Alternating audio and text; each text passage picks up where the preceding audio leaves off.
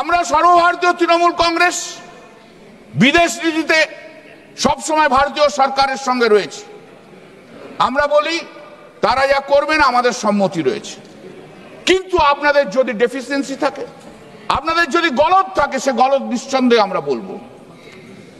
140 কোটি ভারতবর্ষীয়, ম্যাডাম 7ই মে থেকে 10ই মে 140 কোটি ভারতীয় অপেক্ষা করছে। আমরা একটার পর একটা খবর পাচ্ছি, উড়িয়ে দিচ্ছে, আর গোটা ভারতবর্ষের 140 কোটি মানুষ বলছে দাও উড়িয়ে, মার পাকিস্তানকে, এইবারে সুযোগ গুড়িয়ে উড়িয়ে দে। 10 তারিখ 10ই মে আমি সেদিন কলকাতা হাইকোর্টে মামলা করছিলাম সারাদিন। মাঝে মাঝে এসে নিউজ দেখছি, উজ্জীবিত কোন কোন মামলা যায়নি, বসে বসে দেখছি যে মেরে দেবে, দে আজকে উড়িয়ে পাকিস্তানকে। এই তো সময়, আমরা তো সবাই আছি প্রধানমন্ত্রীর সঙ্গে, সবাই তো বলেছি, সবাই অধীর আগ্রহ অপেক্ষা করছে যে আজকালের মধ্যে পাকিস্তানের পাক অধিকৃত কাশ্মীরকে আমরা দখল করে নিয়ে আসবো। হঠাৎ 3:30টার সময় শুনলাম সিজ ফায়ার। আবার কি? কখনো শুনেছেন 90 রান হয়ে গেছে, সেঞ্চুরির মুখে ইনিংস ডিক্লেয়ার করে দিয়ে বললো আমি আর খেলবো না, বলে পিছনে যাচ্ছে? কবি শোনা হ্যায়, कभी सुना है सेंचुरी का मुख पे चला है 100 रन, 90 रन हो गया, कोई बोलेगा इनिंग्स डिक्लेयर? कभी सुना है? एक मोदी जी एक करना सकता है, और कोई नहीं, एक और कोई नहीं।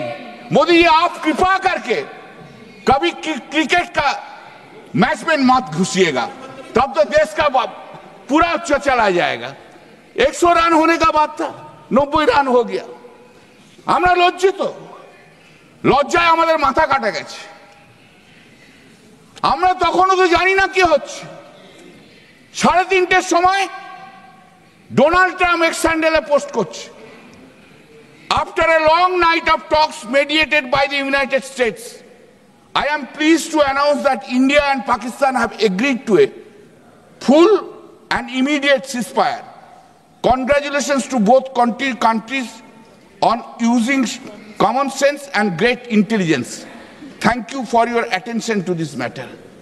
এর চেয়ে লজ্জার কিছু থাকতে পারে? এর চেয়ে লজ্জার কিছু থাকতে পারে যে আমেরিকান প্রেসিডেন্ট ডিসাইড করে দিচ্ছে? যেখানে আমি বিরোধী দল হিসেবে বলছি যে আপনার সঙ্গে তো আমরা রয়েছি, আমরা পুরো রয়েছি, আপনার সঙ্গে লড়াই করুন। 140 কোটি ভারতীয় বলছে আপনি লড়াই করুন, আর আমেরিকার প্রেসিডেন্টের কথা শুনে আপনি যুদ্ধ বন্ধ করে দিলেন। পরে স্টেটমেন্ট এদিক থেকে ওদিক থেকে এসছে যে না না, আমেরিকার প্রেসিডেন্টের জন্য নয়, আমরা আমাদের জন্য করেছি কথা বলে। নরেন্দ্র মোদী প্রধানমন্ত্রীজি, আপনি কেন একবার, why once you have not posted in the X-handle post? No, you are incorrect, Mr. President, American President. What you have said, you are incorrect. You could not say, you could not show your courage to that extent.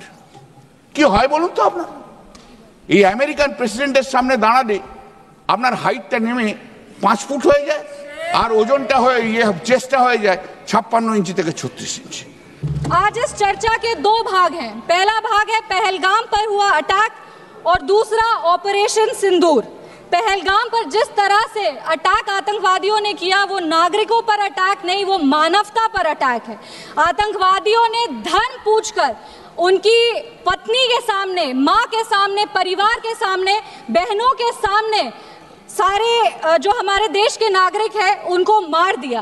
हम लोग ये पूरा देश वो चित्र कैसे भूल सकता है जब एक नवविवाहित महिला लाल चूड़ी पहनकर अपने पति के शव के बगल में बैठी थी। इसने पूरे देश को झंझोड़ करके रख दिया था।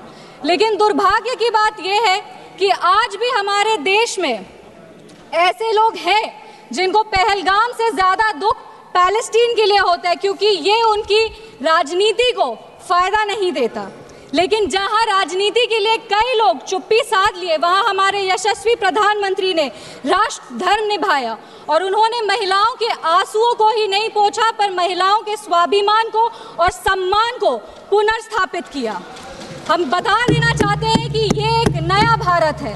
और आतंकवादी हमले के बाद ये भारत मोमबत्तियां नहीं जलाता, ये दुश्मनों की चिता को जलाता है। ये शांति चाहता है, पर शांति अपने शर्त पर चाहता है, और अगर अपने शर्त को नहीं पूरा किया जाए तो डिप्लोमेसी से डिस्ट्रक्शन तक का भी रास्ता जानता है। इसी बात पर हम एक शायरी कहना चाहेंगे, खतों का दौर गया अब फरमान भेजे जाते हैं, जो करते हैं भारत की आत्मा परवार वो सीधे कब्रिस्तान भेजे जाते हैं। अभी अपने कांग्रेस के साथियों का बात सुन रही थी और वो कह रहे थे कि 1971 में इंदिरा गांधी ने ये किया है, 1971 में इंदिरा गांधी ने वो किया, पर वो कभी भी 1971 का क्रेडिट बिहार के बेटे जगजीवन राम जी को नहीं देते हैं, जो तब के रक्षा मंत्री थे। बांग्लादेश ने उनको 1971 का वॉर हीरो डिक्लेयर किया था, और रक्षा मंत्री होने के जंग के बाद भी उन्होंने सैनिकों के रिहैबिलिटेशन के लिए काम किया। लेकिन कांग्रेस पार्टी इसको कभी नहीं रिकॉग्नाइज करेगी, क्योंकि उनको दलित नेतृत्व से समस्या है। वो सिर्फ उनके साथ रहना चाहते हैं जो बाबा साहब के चित्र को अपने पैर पर रखते हैं। अगर हम ऑपरेशन सिंदूर की बात करें तो ये सिर्फ टेरर लॉन्च पैड्स को ध्वस्त नहीं किया, ये पूरी की पूरी तरीके से पाकिस्तान के हौसले को ध्वस्त कर दिया है। लेकिन एक आश्चर्य की बात है मैम, और आश्चर्य की बात यह है कि हमारे दुश्मन देश में एक युवा नेता है और एक युवा नेता हमारे विपक्ष में है। दुश्मन देश का सदन अलग है, हमारे देश का सदन अलग है, वहां के नेता अलग है, यहाँ के नेता अलग है, पर इनका सवाल एक ही है। विपक्ष का सवाल और दुश्मन देश के नेता का सवाल एक कैसे हो सकता है? मैं विपक्ष के साथियों को चुनौती देती हूँ कि अपनी राजनीति से ऊपर उठ करके कभी राष्ट्रहित की सोचनी चाहिए। अगर सरहद पर सेना लड़ रही होती है तो उनसे सवाल नहीं पूछे जाते, उनको सलामी दी जाती है। अगर विपक्ष की बात सुबह से सुने जा रहे हैं और उनकी बात को ध्यान से सुने तो वो बार बार कह रहे हैं कि सरकार ने सरेंडर कर दिया, सरकार ने सरेंडर कर दिया। सरेंडर से इनका विशेष लगाव इसीलिए भी है क्योंकि इतिहास गवाह है इन्होंने कितने बार विश्व के सामने भारत का सर झुका दिया है। 1962 में 14,500 वर्ग मील जमीन पर कब्जा कर लिया था। अमेरिका के तब के राष्ट्रपति ने कहा था कि भारत हमसे भीख मांगते हुए आया था। 1971 में वेस्टर्न मीडिया ने प्रधानमंत्री के बारे में जो भी कहा हो, उन्होंने हमारे देश के बारे में, भारत के बारे में कहा कि भारत एक धोखेबाज देश है और भारत नागरिक धोखेबाज लोग हैं। ये था भारत का इमेज आपके शासनकाल में।